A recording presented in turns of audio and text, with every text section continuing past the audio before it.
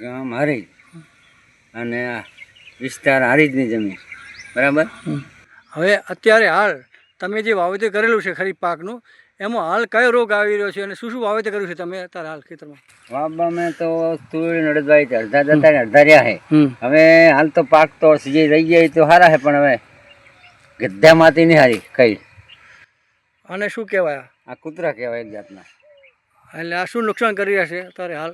આ અડદિયા ખાવા માંડ્યા છે.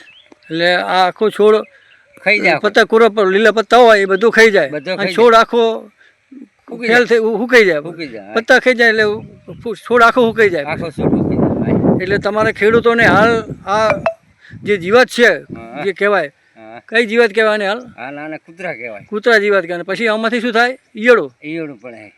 કાતરા ઈયળ કહેવાય ને, જેનાથી આ છોડ ખાઈ જવાથી તમારે પાક છોડ નુકસાન જ થાય. ખેડૂતને નુકસાન મોટું.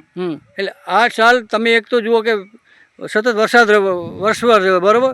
એટલે પહેલાં તમે 8 મહિનામાં તો વાવેતર કર્યું હતું, પછી સતત વરસાદ વરસવાથી પછી શું થયું? પછી તમારે વાવેતર કર્યા પછી પાછું તમારે વરસાદ થયો, પાછો વરસાદ થયો, અને પછી હાલ અમારે છોડ તૈયાર થવાથી પાક તૈયાર થયા, અને ત્યારે આ પાકોની અંદર આ કત્યા પ્રગટ થઈ. હા, જેનાથી અમને તમને શું નુકસાન થઈ શકે હવે એમ ને? આ નુકસાન વળી મોટું. એટલે જો આને અટકાવવા માટે શું કરવું પડે? આને અટકાવવા માટે કંઈક દવા ગોતત બરાબર છે. કઈ દવા તો હાલ નાખી તમે આમાં? હાલ તો ફોલ્ડર નાખ્યું હોય. બરોબર. ફોલ્ડર નાખવાથી થોડી જીવાત ઓછી થાય. ઓછી થાય. શું નામ છે આપનું? મારું નામ સતુરભાઈ. કયું ગામ? ગામ હારી જતા તો.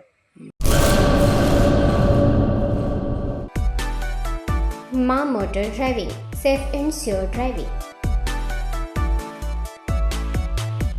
ડ્રાઇવિંગ એ શોખ સાથે આપની મોટી જવાબદારી પણ છે.